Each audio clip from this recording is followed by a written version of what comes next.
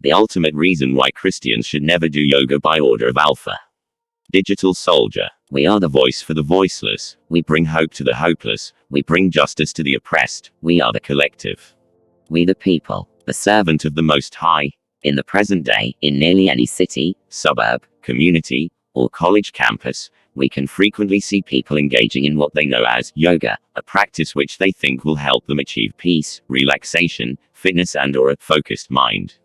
In addition to its wide representation in movies, TV shows and other media, a study by the Yoga Journal depicts that 20.4 million Americans practice yoga in the present day, which conveys the shocking popularity of yoga.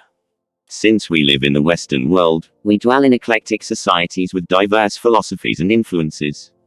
Historically, outside influences have always tried to infiltrate the church, even since the early 1st century AD in the Roman Empire. Now that we are in the last times, this has not decreased in any way, and we should be prepared. The practice of yoga appears to have proliferated to a large degree, in part aided by a lack of awareness regarding its origins. We will carefully zoom into, scrutinize, and flesh out the origins of yoga until there is no doubt as to where it came from, what it consists of, and why Christians should never do yoga. To understand in a careful, nuanced manner why yoga is from the devil, it is necessary to scrutinize it in a nuanced way as well, so make sure to not miss any of the following facts. We will take a look at the history, both philosophical and religious history, texts, and creators of this practice. To understand where yoga came from, it is absolutely salient to review what people call Hinduism. The word Hinduism was coined in the 19th century, and it is a word that people in India didn't know before that century. This word is a catch-all term for a wide variety of pagan traditions in India that hold the Vedas, a collection of texts that are held sacred in India, written by nomad people in the Indus Valley, as truth. We now have to discuss these texts, what they say, and what they produced. The Vedas are thought to be revealed by a variety of Indian gods, such as a god of thunder and rain, a god of fire, a goddess of the dawn, and the list goes on. You'll want to remember this for later on. To your shock, they describe a pantheon of gods very similar to the Greek and Roman pantheon. These numerous religious traditions began in the 2nd millennium BC, and in the beginning, these were focused in outward rituals of purity, sacrifices and other outward-leaning rules such as birth distinctions described in the Vedas. Later, around 700 BC, figures such as Siddhartha Gautama broke with the outward-leaning focus and reinterpreted the physical, tangible, visible practices as an inner activity and philosophy, not an external thing such as the external purification practices of the body. This new emphasis was embodied in the Upanishads, which was subsequently embedded in the Vedas, whose authorship is unknown but were thought to be developed ca. 600 to 100 BC, in which all Indian traditions now hold central parts of. It is during this period that the practice of meditation likely appeared, through men who meditated in the forest. Now you may ask yourself, okay, all of this history is interesting, but how does that relate to yoga? As it was said before, there are a wide variety of religious traditions in India, but some are associated with these Vedas texts, and the pagan god Brahman, and others are not.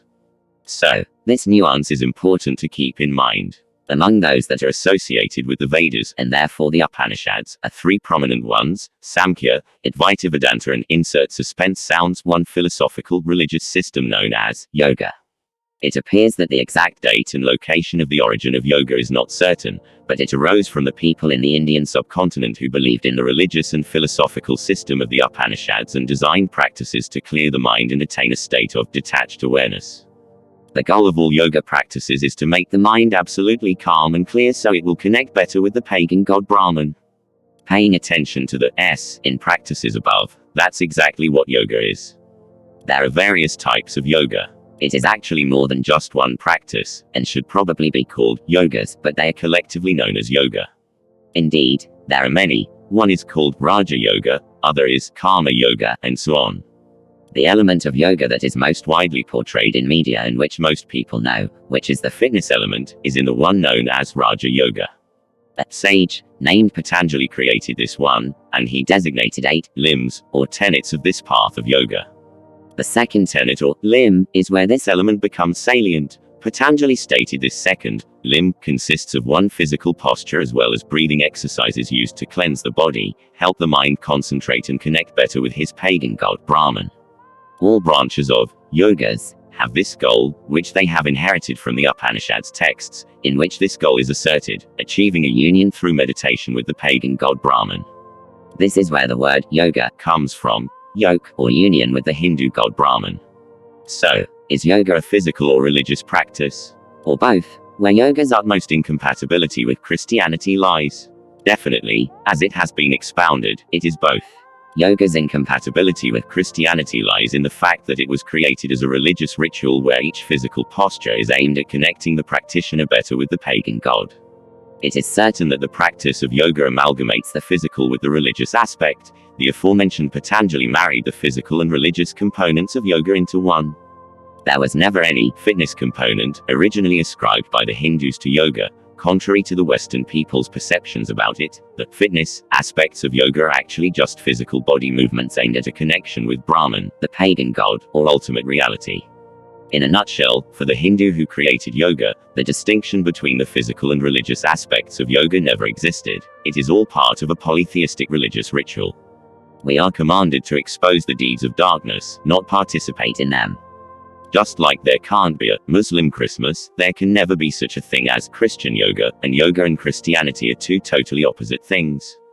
When an individual engages in yoga in order to attain peace, fitness, stretching, serenity, or perhaps a focused mind, they are really engaging in a demonic practice that was developed by pagan Hindu philosophers. You can't achieve this with pagan practices. Only Jesus can bring true peace and joy to your heart. We must keep in mind what our dear Apostle Paul stated in Ephesians 5:11:11, have nothing to do with the fruitless deeds of darkness, but rather expose them. Conclusion. My dear Christian, we can trace the myriads of attempts of pagan influences trying to infiltrate the church ever since as early as 60 AD, in the Roman Empire. Open up the book of Revelation to see it, and we must beware. The church is not meant to be a place with eclectic philosophies and a wide amalgam of influences, but instead influenced by the one inspired word of God.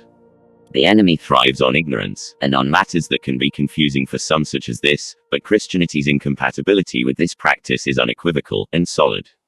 Just as it is incompatible with Islam, or any other pagan religion. We risk becoming